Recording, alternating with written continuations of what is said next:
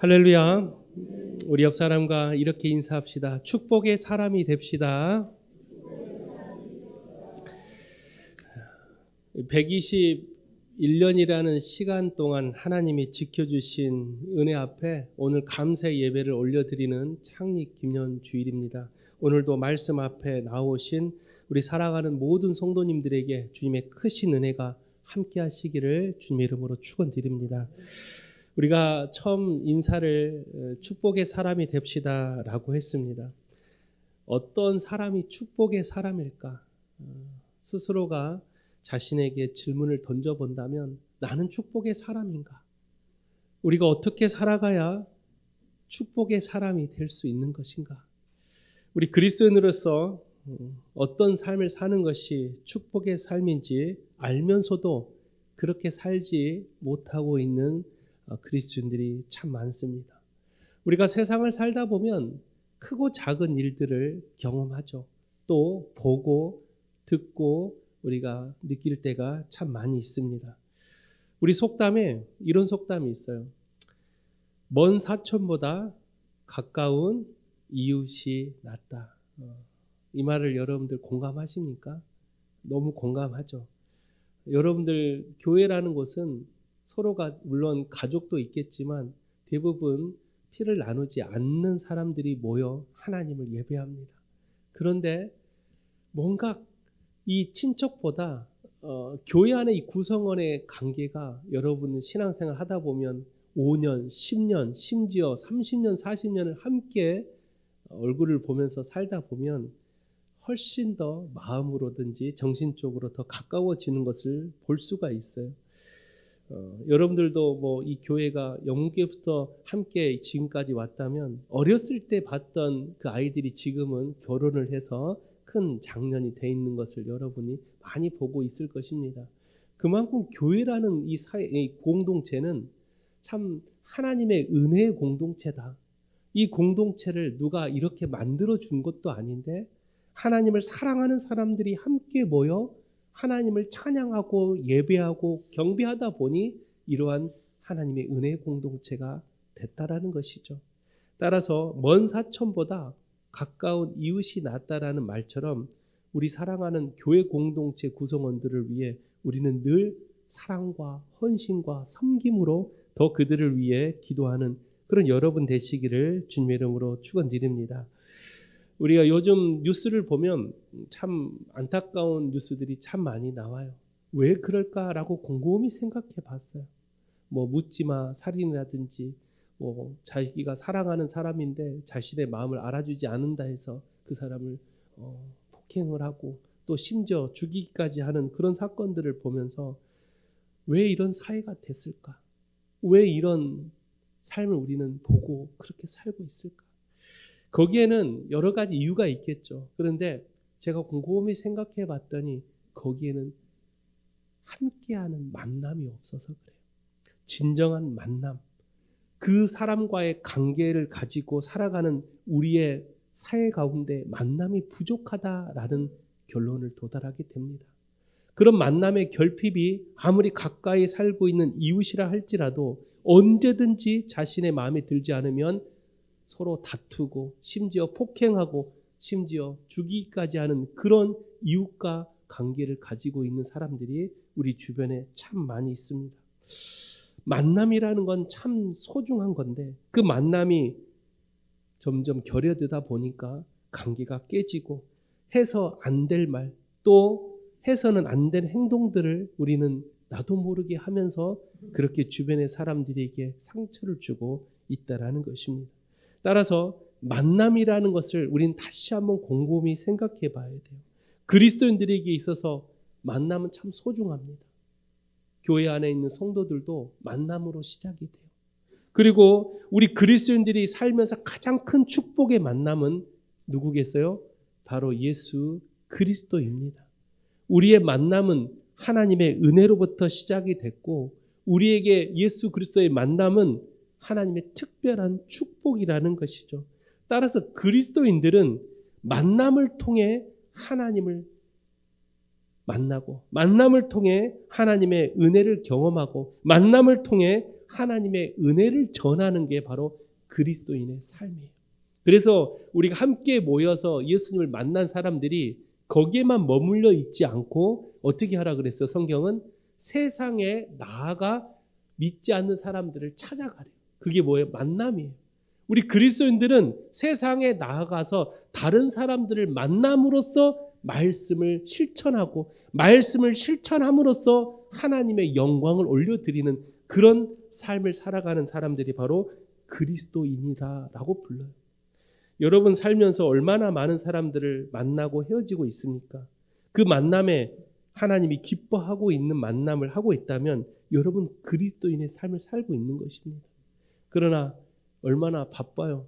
나 하나 간수하기도 힘든 그런 세상 속에 살다 보니 주변의 사람들을 많이 만나고 있음에도 불구하고 별로 만남의 소중함을 깨닫지 못할 때가 더 많다라는 것이죠.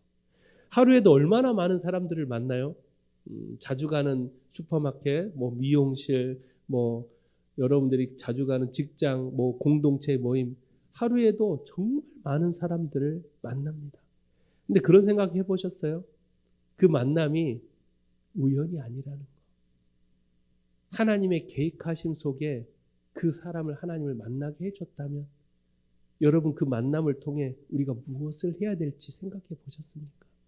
늘 만나는 사람인데요. 늘 가는 곳인데요. 아니요. 그 만남에도 하나님의 계획하심이 있다라는 것. 나를 그 사람을 만나게 해준 하나님의 계획하심이 무엇인지를 깨달을 때 역사가 시작이 돼요.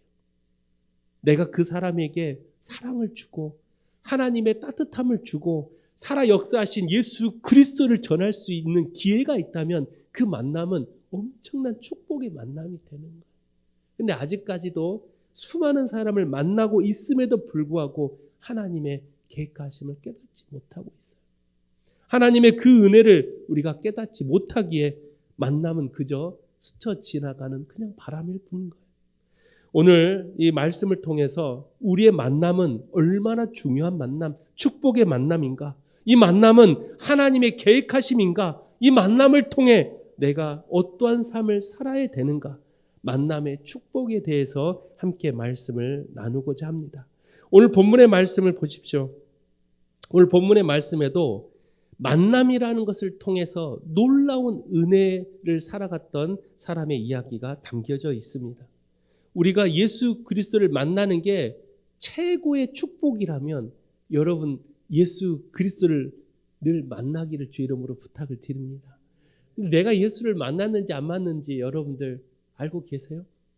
내가 예수님을 만났다면 반드시 내 삶에 변화가 있어야 돼요. 오늘 본문에 등장하는 나병 환자들이 예수를 만남으로 인해서 자신의 삶이 달라졌던 것처럼 만남은 변화를 가져와야 돼요. 근데 아무리 만나도 변하지 않고 제자리에 머물러 있다면 아직까지도 그 만남의 축복을 받지 못하고 있다는 것입니다. 따라서 오늘 말씀을 통해서 만남을 통해 주어지는 어떤 사람이 축복의 사람인가? 어떤 사람이 축복의 사람의 그 만남을 가지고 있는가? 우리는 말씀을 통해 세 가지의 축복의 사람을 만나보려고 합니다. 첫 번째로 어떤 자가 축복의 사람이냐? 바로 주님께 간절히 부르짖는 자가 축복의 사람. 예수님을 만남에 끝나는 게 아니라 오늘 나병 환자들이 예수님을 만났어요. 그 다음에 어떻게 했습니까? 오늘 본문에 보니까 13절에 뭐라고 그래요? 소리를 높여 이르되 예수 선생님이여 우리를 불쌍히 여기소서 하거늘. 예수님을 만남에서 끝난 게 아니라 그 만남을 축복의 만남으로 변화시키기 위해서는 어떻게 하라고요? 간절히 부르짖어야 된다라는 것. 이 부르짖다라는 것은 왜 우리가 부르짖을까요? 여러분 살면서 누군가에게 간절히 부르짖은 적이 있습니까? 부르짖는다라는 것은 그 사람이 나에게 필요하다라는 뜻이에요. 아버지, 어머니 라고 내가 간절히 부르짖고 있다면 그 사람이 나에게 필요한 사람이라는 거예요. 우리는 주님이 필요합니다. 그럼 어떻게 해야 돼요? 부르짖어야죠. 내가 주님이 필요하다는 걸 알면서도 왜 우리 입술은 주님께 부르짖지 않을까? 간절히 주님께 부르짖는 자들이 하나님을 만날 수 있다면, 주님의 그 은혜를 경험할 수 있다면 오늘도 우리는 주님 앞에 부르짖어야 된다라는 거예요. 성경에 보면 이 부르짖음으로 큰 축복을 받았던 사람들이 정말 많이 등장해요. 뭐 대표적인 사람이 누구 있겠습니까? 아브라함이 소돔과 고모라에 조카 롯이 있을 때 하나님께서 그 소돔과 고모라를 멸망시키겠다라는 그 말씀을 들었을 때 아브라함은 하나님께 간절히 부르짖으며 기도합니다. 그곳에 의인이 있다면 하나님 멸망하시겠습니까? 라는 간절한 부르짖음이 결국 조카 롯은 구원을 받게 되죠. 또 성경에 보면 간절히 부르짖었던 야곱을 볼 수가 있어요. 평생의 죄를 가지고 살았던, 죄책감 때문에 시달렸던 그 야곱이 약복강 나루터에서 간절히 부르짖음으로 참된 평안함을 얻었던 것처럼 부르짖음에는 하나님의 은혜가 있다라는 것입니다. 한나는 어땠어요? 아이를 잉태하지 못했던 저주에 걸린 몸, 그러나 하나님 앞에 엎드려 간절히 부르짖음으로 시대를 움직이는 사무엘이라는 아들을 얻을 수 있었던 축복을 받게 돼요. 다윗은 또 어땠어요? 자신이 죄를 짓고 그 죄를 회개하기 위해서 눈물의 부르짖음, 침상이 다 젖도록 눈물로 부르짖었던 그 다윗의 기도는 하나님께서 다윗이 왕으로 있는 40년 동안 이스라엘의 평화를 하나님이 허락해 주셨다라는 거예요. 그만큼 부르짖음에는 하나님의 놀라운 은혜를 경험하게 돼요. 그래서 에레미야 선지자는 에레미야 3:3절에 뭐라고 그랬습니까? 너는 내게 부르짖으라 내가 내게 응답하겠고 내가 알지 못하는 크고 비밀한 것들을 내게 보이리라. 부르짖는 자들에게 하나님의 은혜를 경험케 하고 부르짖는 자들에게 세상이 주지 못하는 놀라운 능력을 경험할 수 있다면 우리가 어찌 부르짖지 않을 수 있겠습니까? 우리는 부르짖어야 돼요. 여러분, 하나님께 간절히 부르짖고 있습니까? 꼭 부르짖는다라는 게 소리를 내어서만 부르짖으라는 게 아니에요. 내 마음에 간절히 부르짖을 때, 내가 마음으로 하나님 앞에 간절히 부르짖을 때 주님은 그 부르짖음을 듣고 계신다라는 거예요. 우리 송파교회 모든 성도님들은 하나님이 필요합니다. 주님이 필요해요. 그러면 어떻게 해야 됩니까? 부르짖어야 돼요. 간절히 엎드려서 주님을 부르짖으십시오. 주님을 부르짖는 자들에게 특별한 은혜를 경험한다면 여러분 지금 당장 부르짖으십시오. 그런 하나님의 은혜가 여러분과 함께하기를 주님의 이름으로 축원드립니다. 오늘 본문에 나오는 나병 환자가 몇 명 있었습니까? 10명이 있었어요. 이 10명의 나병 환자도 간절히 예수님을 부르짖습니다. 이 부르짖음에는 두 가지의 의미가 담겨 있어요. 이 나병 환자들이 왜 그렇게 간절히 부르짖었을까? 두 가지 의미가 있는데 한 가지는 바로 이들은 어떤 상태였습니까? 사회적으로 천대받고 소외받는 사람들이었어요. 심지어 이 구성원 안으로 들어가지도 못했던 저주에 걸린 몸이었어요. 그런 나병 환자들이 메시아라고 불리우는 예수가 왔다라는 걸 듣고 목숨 걸고 공동체로 나아가 예수여 나를 바라봐 달라고 간절히 부르짖었다라는 것.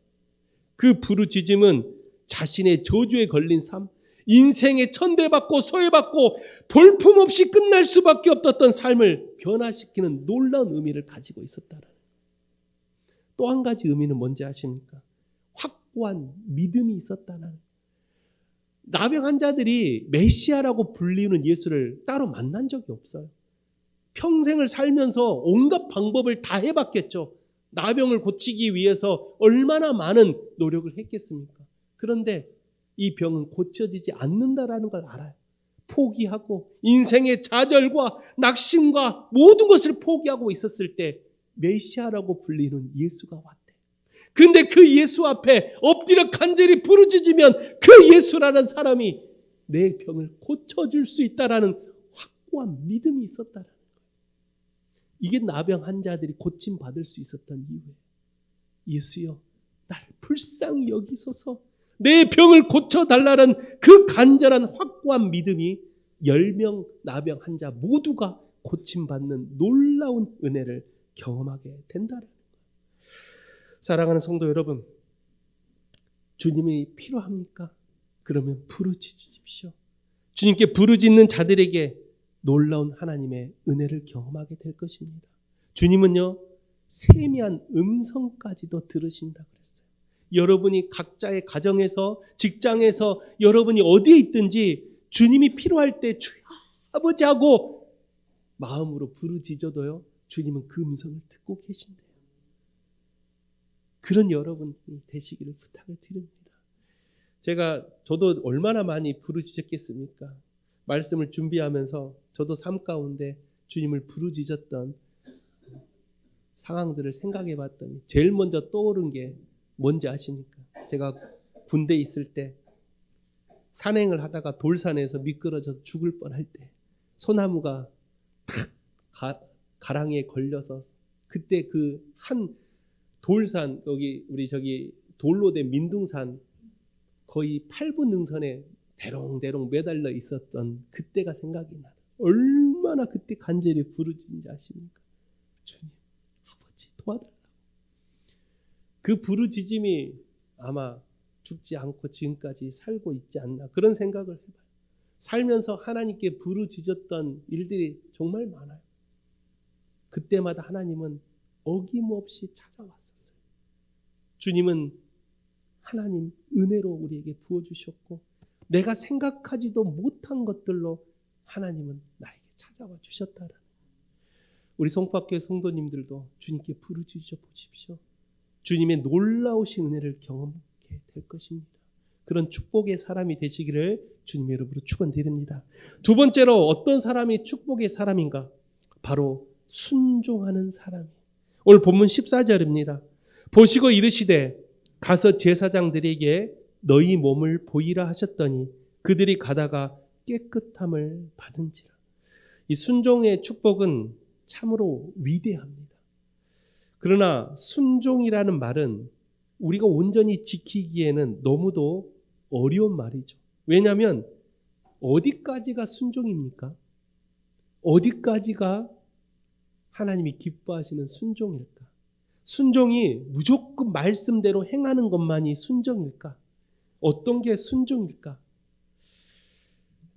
어떤 이야기가 있어요. 유명한, 여러분 다 아시는 성자 프랜시스라는 사람이 있죠. 이 사람에게 제자가 되고자 후보생 2명이 찾아옵니다. 프랜시스에게 이렇게 말합니다. 선생님의 제자가 되어 신앙의 훈련을 받고 싶습니다. 제자로 받아주십시오.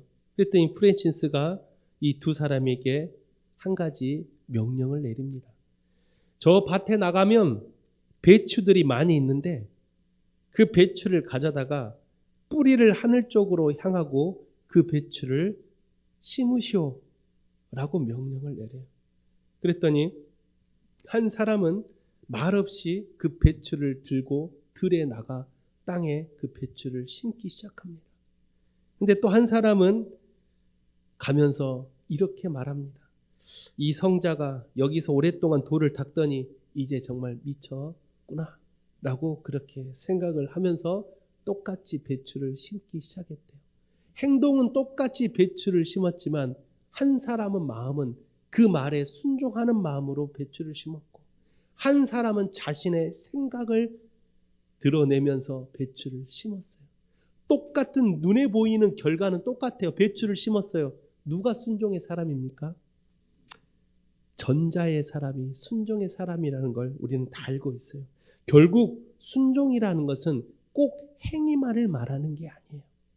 하나님 말씀대로 살고 있는 것이 정말 우리에게는 크나큰 은혜이지만 그 행위만이 참된 순종이라고 말할 수가 없다라는. 그래서 예수님이 오셔서 율법의 행위로 구원을 받을 수 없다라는 말을 한 것은 내가 이만큼 했으면 하나님이 기뻐하시겠지라는 행위의 결과로 하나님의 은혜의 축복을 주는 게 아니라 그 마음의 중심을 보시고 주님은 우리에게 축복을 주신다 그랬어요. 순종의 첫 번째 단초는 바로 마음의 중심이에요. 내가 그 말을 듣고 하나님 앞에 아멘으로 할 수 있는 내 마음의 순종의 축복이 먼저 있어야 그게 바로 진짜 순종이라는 거예요. 어떤 하나님 말씀을 들었을 때 원수까지도 사랑하라. 아멘. 내가 그렇게 살려고 해야 되는데 잘 안 됩니다. 이건 순종의 사람의 마음. 그런데 원수까지도 사랑하라. 그게 될 줄 압니까? 그게 쉬운지 아세요? 인생 살아보면 그게 얼마나 어려운데 라고 자신의 생각과 경험을 내비치는 사람들이 있어요. 교회 안에서도 공동체 생활을 하다 보면 어떤 사람이 무언가를 할 때 그냥 아멘하고 함께 따라갑니다. 근데 꼭 시어머니 같은 사람들이 있죠. 그거 이렇게 해야 돼, 저렇게 해야 돼. 자신의 생각을 드러내면서 상대방의 마음을 아프게 하는 사람. 순종은 축복인데 자꾸만 그 순종이 자신의 경험을 빗대어서 하는 순종을 자꾸만 드러내려고 해요. 순종의 첫 번째 단추가 잘못 끼워졌어요. 순종은 마음으로부터 시작이 돼요. 그리고 행위에 도달해야 되는 것입니다. 그게 진짜 하나님이 기뻐하시는 순종이라는 것입니다. 오늘 나병 환자는 어떻게 했습니까? 10명 모두가 예수님께서 제사장에게 너희 몸을 보이라 했을 때 가면서 이게 말이 되나? 우리가 그동안 이 병을 고치기 위해서 얼마나 많은 노력과 수만 가지의 방법을 다 동원해 봤지만 이게 고쳐지지 않았는데 저 예수라는 사람이 제사장에게 가서 우리 몸을 보이라고? 라고 생각할 수도 있었을 거예요. 그런데 이 나병 환자 10명은 예수의 말이 떨어지기가 바로 어떻게 했어요? 즉각 순종해요. 아마 이 말을 했을 때 엎드려서 나병 10명 중에 한 명이라도 예수님 그게 지금 말이 됩니까? 지금 제사장에게 가서 우리 몸을 보였다가는 우리 돌에 맞아 죽습니다. 라고 반문을 했어야 돼. 그런데 10명 모두가 예수님의 이 명령에 즉각 순종해서 어떻게 했다 그랬어요? 바로 제사장에게 자기의 몸을 보여주려고 걸어갔다라. 그래 놀라운 역사가 일어나요. 본문에 뭐라 그랬어요? 제사장에 가다가 그들이 깨끗함을 받았느니라. 할렐루야. 이게 순종의 축복이에요. 아직 제사장을 만나지도 않았어요. 아직 내 몸을 보여주지도 않았는데 제사장에게 가다가 깨끗함을 받는 놀라운 축복을. 이게 바로 순종의 축복이라. 마치 어떤 사건이 생각이 납니까? 가나안 혼인잔치에서 연회장에 포도주가 떨어졌을 때 예수님이 종들을 불러서 물을 떠서 연회장에 갖다 주어라 했을 때 그 종들이 아무리 주인이라지만 이거 지금 말이 돼? 물을 어떻게 떠다 줘? 라고 생각을 했더라면 기적은 일어나지 않았어요. 그러나 어떻게 일어났습니까? 종들이 예수님의 말씀에 순종하여 물을 떠서 연회장에 가져다 주는 그 사이에 물이 포도주로 변하는 놀라운 기적을 맛봤다라는 거예요. 순종의 축복은 즉각적인 마음의 순종에서부터 시작이 돼요. 이게 될까? 내가 이거 다 해봤는데 라고 자신의 생각과 자신의 경험을 내비치는 순간 순종의 축복은 사라지게 돼요. 아무리 결과가 내가 그렇게 했다 할지라도 내가 아무리 그 행위대로 그 말씀에 순종했다 할지라도 마음의 순종의 단추가 첫 번째로 끼워지지 않으면 하나님의 은혜를 경험하지 못한다라는 것입니다. 따라서 우리가 신앙생활하면서 교회 안에 수많은 봉사와 헌신과 수고들을 합니다. 중요한 건 뭐라고요? 보여지는 행위가 아니라 마음에서부터 시작이 되는 거예요. 교회에서 봉사할 때도 마음에 먼저 기쁨으로 순종하십시오. 꼭 일은 다 하면서 불평하고 불만을 가지고 있다면 순종의 축복을 받을 수가 없어요. 결국은 교회를 다 끝나고 집에 돌아가면서 내가 다시는 그 일 하나 봐라. 내가 다시는 저 집사 저 권사하고 교회 일 하나 봐라. 그런 생각을 갖고 있다면 얼마나 불행합니까? 우리가 진정한 하나님의 축복의 사람이 되려면 마음의 순종에서부터 시작이 되는 것입니다. 나병 10명의 환자가 하나님의 예수님의 그 명령에 즉각 순종했을 때 깨끗함을 받았던 것처럼 여러분의 삶 가운데서도 마음의 순종으로부터 축복받는 사람이 되시기를 주님의 이름으로 축원드립니다. 마지막 세 번째로 축복의 사람은 하나님께 언제나 영광을 올려드리는 사람입니다. 오늘 본문 15절에 이렇게 말합니다. 그 중에 한 사람이 자기가 낳은 것을 보고 큰 소리로 하나님께 영광을 돌리며 돌아와 라고 말씀을 해요. 10명의 나병 환자가 기적을 경험했어요. 그런데 하나님께 영광을 올려드린 사람은 한 명뿐이었어요. 10명의 사람이 왜 다 같이 돌아오지 않았을까? 성경 기록하지 않고 있어요. 그런데 어떤 목사님이 쓴 책에 보니까 이 9명의 나병 환자가 어디로 갔을까라는 질문 앞에 글을 쓴 목사가 있어요. 뭐라고 썼냐면 이렇게 써요. 어떤 사람은 자신의 나병이 고침받은 것을 확인하고 너무 기쁜 나머지 예수님께 돌아올 생각조차 하지 못하고 그 자리에 주저앉아 기쁨의 눈물을 흘리고 있었을 수도 있었을 것이다. 또 어떤 사람은 자신의 병이 나았다는 것을 알고 제일 먼저 사랑하는 가족에게 달려가 그걸 알려주고자 집으로 갔었을 수도 있다라고 말을 해요. 또 어떤 사람은 자신의 병이 정말 고쳐졌는지 그렇지 않는지 의심의 눈으로 자신의 몸을 이리저리 살펴보느라고 예수님께 돌아오지 못했다라고 말을 써요. 물론 성경에 기록되지 않았기 때문에 어떤 게 정답인지는 몰라. 근데 중요한 건 뭐예요? 돌아온 사람은 한 사람이었다. 예수님께 영광을 올려드리러 왔던 사람은 자신의 병이 고쳐진 걸 보고 제일 먼저 하나님 감사합니다라고 하나님께 영광을 올려드렸던 사람.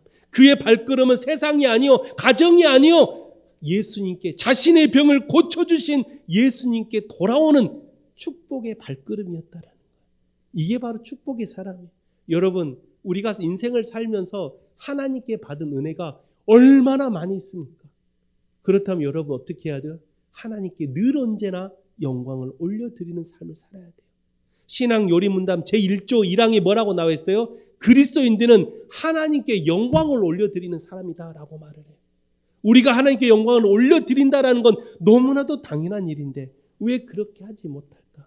그 이유는 하나님의 영광보다 자신을 드러내고자 하는 인간의 연약함이 앞서기 때문에 그래요. 어느 순간 하나님의 영광이 자신이 한 것처럼 내가 이룬 것처럼 내가 얼마나 이거 하려고 노력 많이 했는데 내가 이 교회를 세우려고 얼마나 많은 것을 하나님께 드렸는데 내가 이 교회가 부흥되기까지 얼마나 많은 내가 수고와 땀을 흘렸는데 하나님이 이루어진 것을 마치 자신이 한 것처럼 하나님의 영광을 가로채는 사람들이 너무나도 많다. 아까 대표 기도회도 잠깐 언급했지만 한국의 큰 대형 교회들이 왜 무너질까? 왜 마지막에 가서 수많은 목회자들이 무너질까? 그 이유가 딱 한 가지. 하나님의 영광을 가로채기 때문에 그래요. 교회가 수만 명, 수십만 명이 자신이 이루어낸 게 아니에요. 하나님의 은혜고 하나님의 역사. 모든 것이 하나님의 은혜라는 걸 알면서도 마지막에 때가 돼서 은퇴할 때 되고 시간이 되면 이게 아까운 거예요. 내가 얼마나 이것 때문에 노력 많이 했는데. 그 영광이 어느 순간 자신의 영광으로 바뀔 때 하나님의 은혜는 떠나가게 돼 있는 거예요. 그런 한국의 수많은 대형 교회들이 그것 때문에 너무나도 많은 잡음이 생겨요. 심지어 자신은 떠나지만 자신의 자식에게 세습까지 해서 이 모든 것을 물려주고자 하는 하나님의 영광을 자기가 이룬 것처럼 생각하는 그런 수많은 지도자들 때문에 나라가 병들고 있는 교회뿐만 아니라 세상도 똑같아요. 세상의 기업들, 세상의 수많은 것들 하나님의 은혜로 이곳까지 달려왔다라는 것을 까마득하게 잊은 채 자신의 노력과 자신의 피땀을 흘린 그런 자신의 세월을 바쳤다라는 생각으로 하나님의 영광을 가로채는 사람들이 너무나도 많다는. 오늘 10명의 나병 환자가 깨끗함을 받았어요. 그러나 한 명만이 하나님께로 예수님께로 돌아왔다라는 것을 우리는 다시 한번 마음속에 조금 고찰해 봐야 돼요. 그 한 사람의 발걸음이 바로 여러분의 발걸음이 되시기를 주의 이름으로 축원드립니다. 하나님보다 앞서가고자 하는 것은 누가 주는 마음이에요? 사단이 주는 교만한 마음이에요. 그래서 성경은 교만을 가장 싫어한다라고 말을 해요. 심지어 잠언 16장 18절에 말하기를 교만은 패망의 선봉이요 거만한 마음은 넘어짐의 앞잡이니라 라고 말할 정도로 교만한다라는 마음, 이 교만의 영은 사단이 주는 영으로서 하나님보다 앞서가고자 하는 마음, 하나님의 영광을 가로채고자 하는 마음, 달콤한 유혹으로 찾아오는 이 유혹들을 이겨내기 위해서는 우리의 삶의 우선순위를 하나님께 두고 모든 것이 하나님의 은혜임을 고백하며 여러분의 삶 속에 하나님께 영광 올려드리는 그런 삶을 사시기를 주님의 이름으로 축원드립니다. 마지막 한 가지 마지막으로 더 말씀을 드리고 말씀을 마칩니다. 제가 미국에서 공부를 할 때 참 은혜되는 한 사람이 있어서 소개를 하려고 해요. 실제로 미국에 있었던 사람인데 찬양 사역자예요. 미국 사람인데 여성 찬양 사역자였습니다. 근데 그 찬양 사역자 저도 실제로 봤는데 키도 정말 크고 얼굴이 너무 예뻐서 그 사람이 찬양 인도를 하면 일단 남성 부대가 앞을 꽉 찹니다. 찬양을 들으러 가는 게 아니라 그 여성 인도자 얼굴 한번 보려고 사람들이 모여들기 시작해요. 그러니까 이 찬양 사역자였던 이 여성이 어떤 마음이 들어요? 마음속에 교만한 영이 들기 시작해요. 어느 순간 하나님의 은혜는 떠나가요. 찬양에 하나님의 은혜가 사라지니까 점점 그 찬양에 힘을 잃어가기 시작해요. 시간이 흘러서 그 찬양을 들으려 하는 사람들이 점점 발길이 줄어들기 시작해요. 어느 날이 되었을 때 자신 앞에 놓여 있는 사람의 몇몇밖에 안 된 것을 보고 이 찬양 사역자는 크게 실망을 해요. 그리고 모든 사역을 내려놓고 하나님 앞에 다시 기도하기 시작합니다. 실제 있었던 일이에요. 근데 이 찬양 사역자가 하나님께 기도할 때 음성을 들어요. 하나님의 음성을 듣는데 하나님께서 뭐라고 말씀하셨냐면 모든 것을 내려놓고 하나님께 찬양을 올려라. 관중을 향해 찬양을 하지 말고 하나님께 찬양을 하라는 그 음성을 딱 들어요. 그래서 이 찬양 사역자가 하나님께 약속을 해요. 앞으로 내가 찬양을 할 때 하나님께만 찬양을 드리겠습니다 하고 자신의 아름다운 얼굴과 자신의 보여주는 외모를 다 가린 채 고개를 숙이고 찬양 사역을 시작해요. 사람들이 이상하게 생각합니다. 그 전에는 사람들 얼굴을 보고 눈을 마주치면서 찬양을 사역했던 이 여자가 찬양을 할 때마다 고개를 숙이고 찬양을 하기 시작해요. 그렇게 하루 이틀 수달이 지나고 오직 땅만 보고 찬양을 해요. 실제 있었던 이야기. 어느 날 하나님의 은혜가 그 여성 찬양 사역자의 마음속에 충만하게 임할 때 고개를 들었더니 수천 명의 사람들이 앞에 서 있었대요. 이 찬양 사역자의 고백이 너무나도 많은 은혜가 돼요. 보여지는 것이 자신이 한 것처럼 이루어지고자 한다면 다 내려놓고 하나님을 찬양해 보십시오. 하나님께 영광을 올려드려 보십시오. 하나님은 우리의 삶 가운데 놀라운 축복으로 찾아올 것입니다. 그런 우리 성법교회 모든 성도들이 되시기를 주님의 이름으로 축원드립니다. 말씀을 마칩니다. 오늘 우리는 말씀을 통해 축복의 사람이 되는 세 가지의 방법을 함께 말씀을 나눴습니다. 첫째는 오직 주님께 부르짖는 자들이 되시기를 소망합니다. 우리의 세미한 음성까지도 들으시는 주님께 간절히 부르짖으십시오. 두 번째는 오직 순종함으로 주님께 축복받는 사람들이 되시기를 바랍니다. 순종은 첫 단추가 마음에서부터 시작이 된다는 것을 꼭 기억하셔서 내 마음으로 순종함으로 크나큰 은혜를 받는 여러분 되시기를 부탁을 드립니다. 마지막 세 번째 축복의 사람은 오직 하나님께 영광을 올려드리는 사람입니다. 우리 모두가 내가 한 게 아니에요. 내가 이루어낸 게 아니라 모든 것이 하나님의 은혜임을 겸손히 주님 앞에 영광을 올려드려 하나님이 기뻐하시는 하나님 마음에 합당한 축복의 사람이 되시기를 주님의 이름으로 축원드립니다. 기도하겠습니다.